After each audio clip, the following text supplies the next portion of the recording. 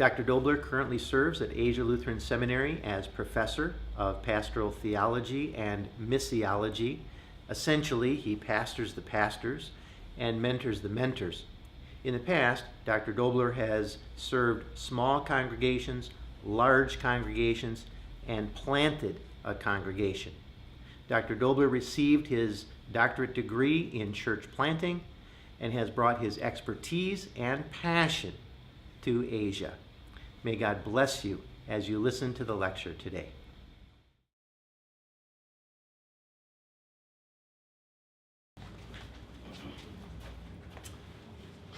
Good evening. Good evening. Everybody knows Starbucks, right? 咁大家都一定幫襯過呢間嘅咖啡店㗎啦。How many Starbucks does China, USA, and Hong Kong really need? 咁無論係中國或者香港或者美國，究竟需要幾多間呢啲咁樣嘅咖啡店咧？ Let's just look at China for a moment. 或者我哋先睇下中國嘅情況。There are 2,500 Starbucks stores already in China. 總共已經有2500間Starbucks 喺國內啦。Starbucks currently opens more than one store every single day in China. 而且已經每日咧係超過一間嘅速度咧喺國內咧係增長緊嘅。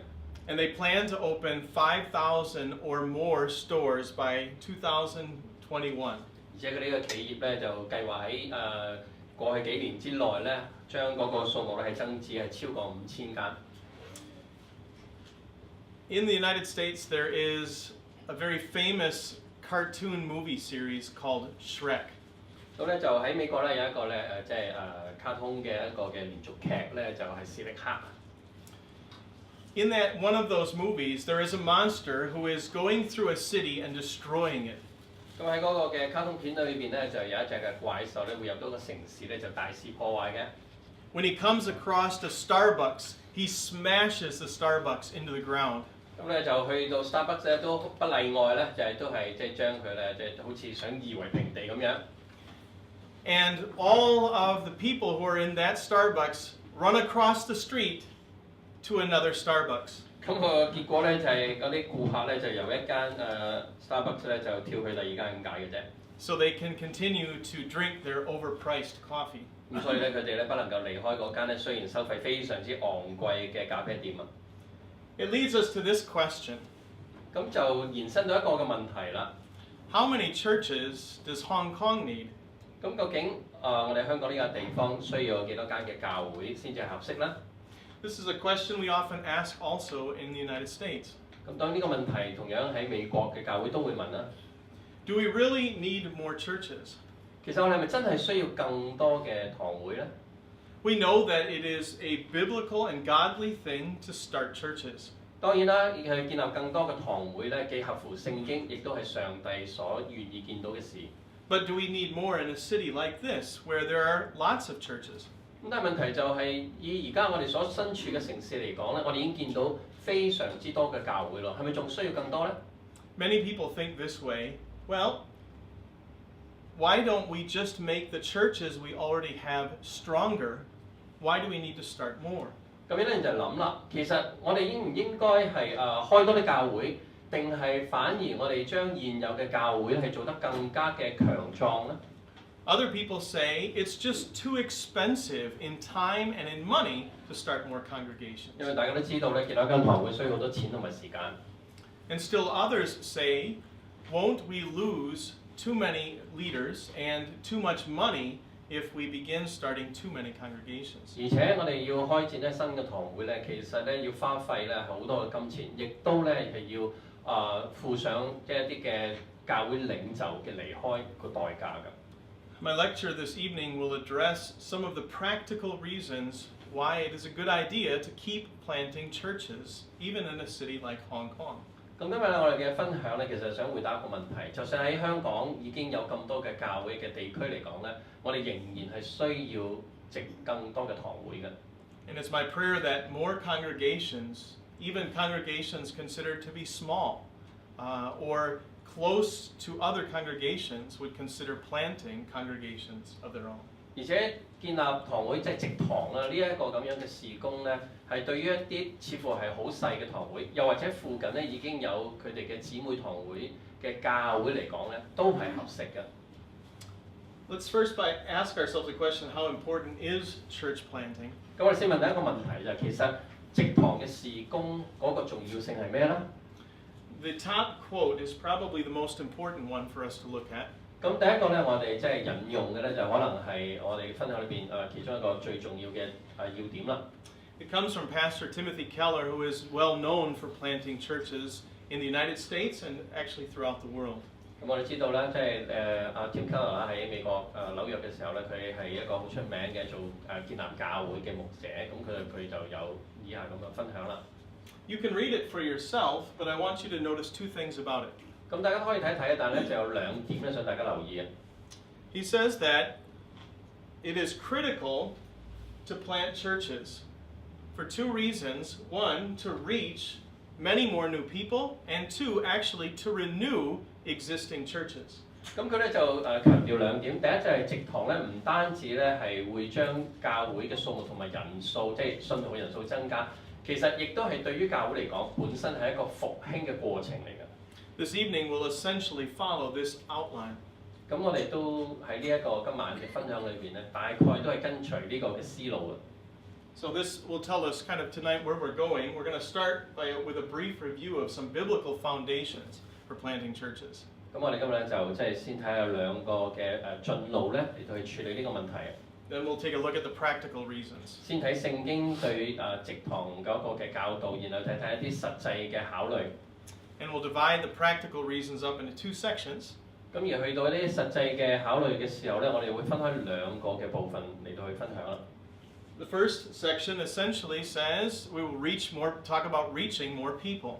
咁我哋第一個咧就會睇下即係點樣係可以接觸更加多嘅人。And the second section talks about renewing existing churches. 咁然後就睇下咧就係呢一種咁樣嘅植堂嘅事工咧，對教會有咩嘅益處。So let's start with a passage that Dr. Whitty already mentioned, Matthew 28:19 through 20. 咁去到聖經嘅基礎嘅時候咧，我哋就翻到去大家都好熟悉，頭先亦都啱啱讀過嘅馬太福音28章啦。Just briefly want to focus on those three key phrases: make disciples, baptize them, and teach them. 咁而我哋將呢一句嘅經文咧係留意到咧，其實佢主要係分開三個嘅部分咧，就係製造門徒啦，為佢哋施洗同埋教導佢哋。We worship ascending God. 我哋咧就係其實敬拜一個咧，佢會差遣人出去嘅上帝。The Father sent the Son, then the Son sent the Holy Spirit. 我哋見到喺三位一體裏邊咧，就係上帝聖父咧就係差遣聖子，而聖子亦都差遣聖靈出去。And now Jesus tells us the triune God is sending us. 咁而耶穌話俾你聽啦，呢位三位一體嘅上帝同一時間咧亦都差遣信徒要出去。So we do not wait for people to come to us. Even to our churches, we are sent to go to them.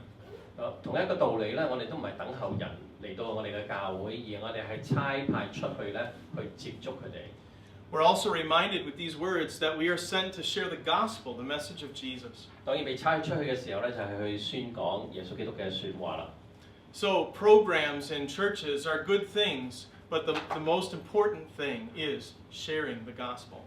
固然教會咧會設立有好多嘅事工，會有一啲嘅聚會或者一個活動，但係最重要嘅咧就係喺裡面咧係咪有上帝嘅説話。So we're called to make disciples. We're also called to baptize them. 咁喺差遣信徒出去咧，就係為世人咧去施洗啦。Baptism is the means that God uses to cleanse away sin. God uses to adopt people into His family. 咁洗禮嘅意義當然就係去洗淨人嘅罪咧，亦都係將人咧係納到去上帝嘅國度裏面。When people are baptized, they are brought into His church, the holy Christian church. 所以一個信徒受洗加入教會咧，其實就係加入呢一個聖潔獨一嘅身體。And it's also God's will that they be gathered into local groups of Christians. 咁而呢啲受洗嘅信徒咧，就會聚集埋一齊咧，係建立一個咧係本地嘅群體或者係堂會啊。Think about it in terms of giving birth. 例如想像一下我哋生仔啊。It would be unloving and irresponsible to give birth to a baby and then to tell him, well, we got you this far, you can learn how to eat and walk and talk on your own. 咁我哋如果生個仔落嚟咧，就話啦，我既然已經帶到你嚟呢個世界啦，咁你就自生自滅啦，你自己點樣學就去行路啊，或者食飯啊咁樣等等。咁如果係咁做嘅時候咧，係非常之係唔負責任嘅。So baptism is new birth. 咁洗禮其實都係好似係我哋係生一啲嘅生命出嚟咁樣。And we are called to show kindness and raise up those who have been given birth through baptism. 咁嗰啲係受洗加入教會嘅生命咧，係即係重生嘅。咁我哋同樣咧都係要照顧牧養佢哋。We do that in the local church among our brothers and sisters. 咁我哋呢種嘅牧養當然就喺本地自己嘅教會裏邊係進行嘅。So, make disciples, baptize them, and then teach them. 咁所以咧，我哋要係使萬民作門徒啦，幫佢哋施洗同埋去教導佢哋。Teach them to obey or keep everything I have commanded you. 咁耶穌講嘅教導咧，就係講佢即係耶穌所教導教會一切嘅説話。If we're going to teach them and have them carry out this command from Jesus, we have to do it together as brothers and sisters. 咁而我哋去實踐呢一個誡命嘅時候咧，我哋以一個群體嘅形式，彼此嘅服侍，一齊嘅嚟到去完成。That's why in Ephesians 4, Paul stresses the unity of the Spirit. 咁所以喺以弗所書裏邊，保羅就講啦，我哋喺靈裏邊嗰種嘅合一。In John 13, Jesus says, "A new command I give to you, love one another." 咁而喺約翰福音裏邊咧，耶穌就講啦，我給你一條新嘅誡命咧，就係要彼此相愛。And from that new command spring out all the other one another's throughout the New Testament. 咁而喺呢個誡命之下咧，就彼此咁樣去建立更多嘅生命。Learning how to truly love one another needs to take place together with brothers and sisters. 咁當然呢種實踐相愛咧，就需要大家一同嘅去生活。And so we have to be together regularly in order to carry this out. 因此咧，我哋要彼此嘅係恆常嘅聚會啊。So, baptism and teaching imply regular interaction between the brothers and sisters. 咁所以洗禮咧同埋嗰種嘅教導咧，係指到咧信徒之間咧係有一種嘅互動嘅關係。That's why the Bible often calls the church and Christians a family. 就正如咧聖經裏邊咧都係稱信徒咧為家裏邊嘅人一樣啦。Now, there are many Christians who are unwilling to commit to a local congregation, a local gathering of God's people. 我哋都知道有啲人雖然係信咗主咧，但係咧佢哋都唔想咧係唔願意委身喺佢哋所屬於嘅堂會嘅身上面嘅。Some are afraid because they have been hurt by Christians in the past. 咁當然因為係有啲係受到過往一啲唔好嘅經歷影響啦。Some have a false idea about the church. Maybe they think the church is like a fitness club. 咁有啲就對教會有一個錯誤嘅觀念，就好似咧佢哋參加呢一啲嘅健身中心一樣咧，中意去就去啦。I can go to the fitness club when I want to get some exercise, some spiritual exercise. 係啦，就好似我要去健身，想身體好一啲一樣。咁如果我想生命好一啲，我需要嘅時候咪去咯。But I can go when I want, and I don't need to go if I don't want. 咁所以隨自己嘅意願而去㗎，唔使受人哋影響嘅喎。But if the Christian church is a family, we recognize that in a family there are privileges and there are responsibilities. 咁但係如果我哋睇教會好似一個家庭一樣咧，我哋就會意識到咧呢個家庭嘅關係咧係有責任同埋亦都有權利啦。We have a responsibility to truly be together so that we can learn to love one another. 咁呢個責任咧就係我哋要聚埋一齊咧，彼此相愛，關心對方。Some people are connected too strongly to the church where they were baptized, even if it is far, far away. 咁咧有啲嘅信徒咧，其實就對個教會咧嗰個歸屬感好強嘅，就算咧教會離自己嘅地方好遠咧，都冇障礙嘅。And so I have heard people say to me, well, I go to this church, but I belong to this church, and the church they mention second is a church that's maybe miles and miles away.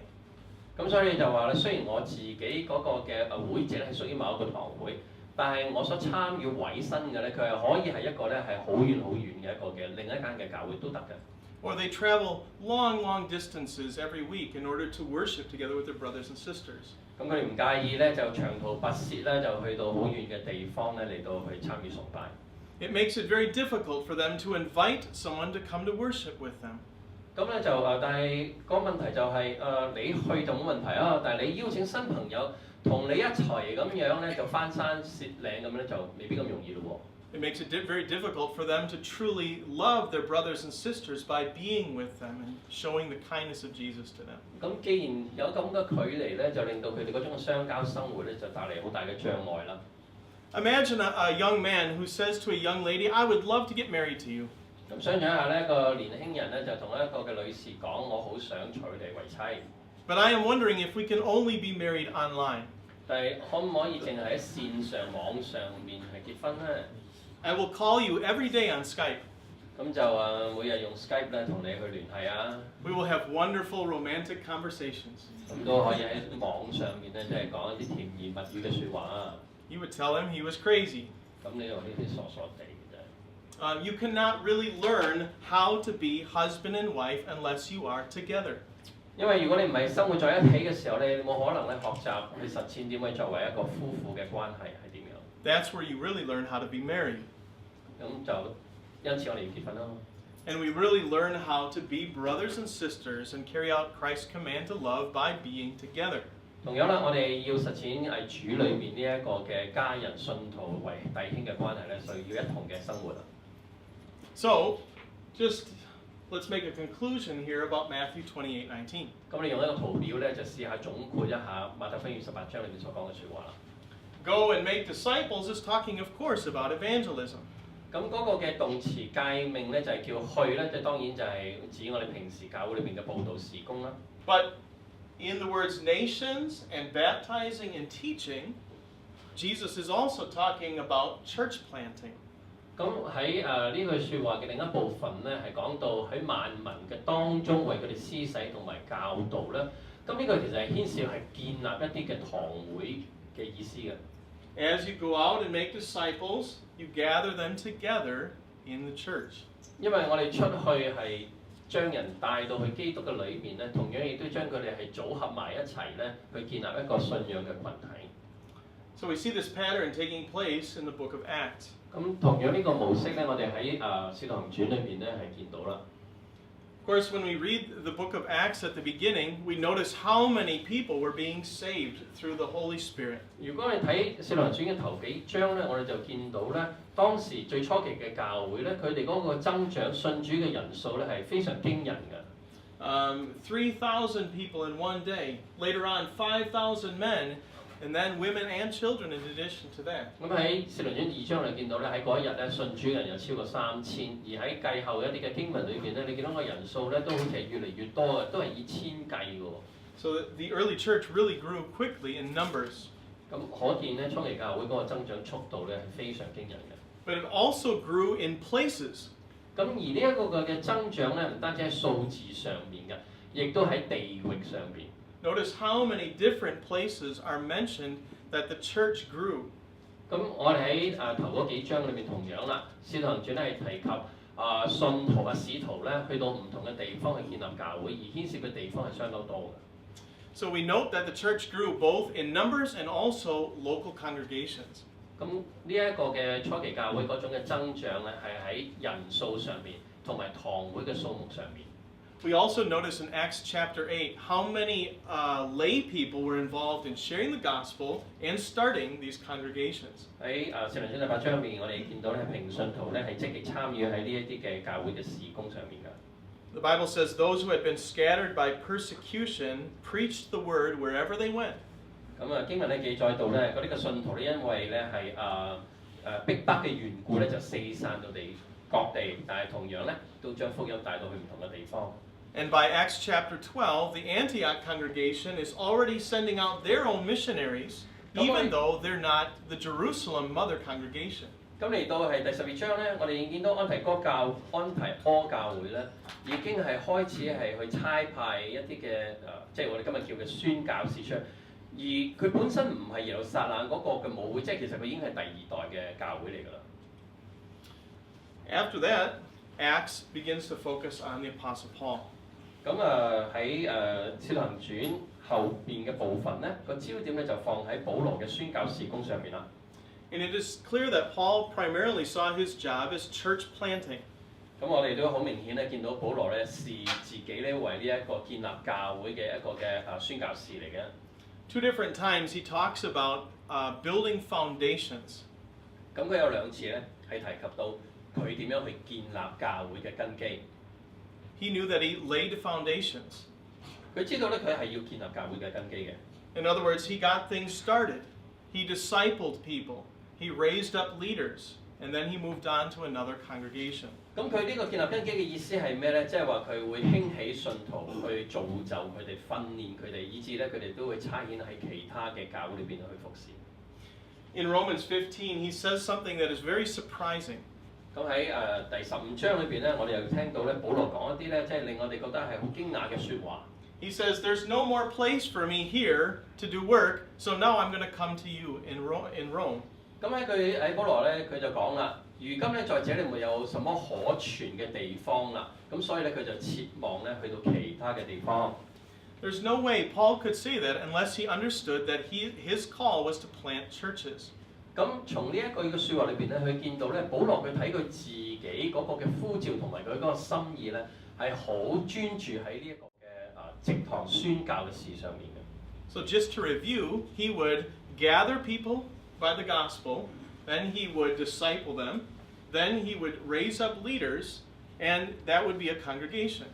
咁咧，所以咧，我哋見到保羅嗰個嘅建立堂會嘅進程咧，就係帶領人信主，去教導佢哋，去建立、去訓練佢哋，然後就再差遣佢哋。And he would equip those congregations to start their own congregations. 所以咧，佢又不斷咧係會鼓勵佢所建立嘅教會咧，繼續嘅咧嚟到去即係建立其他新嘅堂會。Once he did that, he apparently understood that his work there was done. 咁點解頭先我哋話保羅話佢嘅工作已經完咧？就係因為當佢建立一間堂會嘅時候，而到佢間堂會能夠係自立咧，佢就視呢一個嘅工作已經係完成㗎啦。He gives us an example of what this looks like in Acts chapter 13 and 14. 咁我哋喺《使徒行傳》13章裏邊咧，就見到佢保羅呢個嘅模式咧，實際嘅時候咧係點樣嘅？ Couple of things here. First of all, in verse 49, it says, "The word of the Lord spread through the whole region." 咁我哋見到有幾件事嘅。第一件事咧就係保羅咧所宣講嘅上帝嘅話咧，就係遍佈整個嘅地區。So after just a short time of work, the Apostle Paul says about the Apostle Paul that the word of the Lord spread through the whole region. 咁所以咧就係當保羅咧係開展佢嘅工作冇幾耐咧，上帝嘅話咧已經係遍佈咗嗰個嘅地區㗎啦。And so we notice that the Apostle Paul was always thinking about a whole region and not just one little area or one little city in that region. 咁而保羅去做佢嗰個嘅宣教事工嘅時候，佢心裏邊咧其實一開始咧已經係諗住一個地域㗎啦，唔係淨係眼前咧呢個嘅細小嘅群體，佢嘅心裏邊佢嗰個意象咧係好廣闊嘅。Later on in chapter 14, verse 6, it says that Paul and his companions also preached to the surrounding country. 咁所以喺14章6節嘅裏邊咧，我哋就見到啦，保羅咧就已經喺嗰個區裏邊附近嘅地方咧，係繼續佢呢一個宣講嘅工作。And later on, when Paul goes to Ephesus, it says that after 2 years, everybody in that entire province had heard the word of the Lord. 咁而保羅咧，佢記載佢喺以弗所嘅工作咧，佢就講到啦，喺2年之後咧，其實呢一個嘅地區，每一個嘅地方咧，都已經福音已經係傳遍咗㗎啦。I want you to notice here also in verse 52 it says, "And the disciples were filled with joy and with the Holy Spirit." 而喺呢個段落嘅最尾咧，就係52節裏邊咧，我哋見到咧，聖經係記載到咧，啲信徒咧係被聖靈嗰種嘅喜樂係充滿嘅。So as Paul preached the gospel, the disciples or people were brought to faith and called disciples. 咁所以福音嗰個果效咧，就係使人作為門徒，門徒就興起啦。I'll show you why that's important in just a moment. Okay, now we get to the end of this missionary trip. 咁咧就14章嘅時候咧，就係記載到咧呢一個保羅佢個宣教工作一個段落嘅完成。Remember before it said that there were disciples in these places where Paul had went. 咁我哋記得咧就係其實保羅去到嗰個地方嘅時候，其實已經有啲嘅信徒存在緊㗎啦。But notice down here in verse 23, it says, Paul and Barnabas appointed elders for them in each church and with prayer and fasting committed them to the Lord. 咁咧就經文亦都係記載到咧，保羅咧就喺嗰個地方裏邊咧係選立咗啲人做長老，就係一啲教會嗰個嘅領袖，而將教會就交託咗俾佢哋啦。So before Paul was just talking about, or we were just talking about disciples. 咁初時保羅係講緊點樣建立信徒啊。Now we are talking about churches. 咁然後咧由信徒咧就變成教會啊。Also notice that in these churches they appointed leaders. 咁而喺教會裏邊咧，就有啲係被選召出嚟嘅教會領袖。So what do we take away from this? 咁所以我哋可以學到啲咩咧？ In about 2 years, Paul established at least 4 different congregations with leaders. 咁我哋見到咧，就喺2年之內咧，保羅已經喺4個地區裏面建立咗教會，而嗰啲教會咧就已經有佢哋當地嘅信徒領袖啦。And then we have another very surprising statement in Acts chapter 14, verse 26. 咁而喺使徒行傳14章26節裏面咧，亦都有另一句咧令我哋係好驚訝嘅記載。They said, after we did this work for these 2 years, we sailed back to Antioch, and we considered the work completed.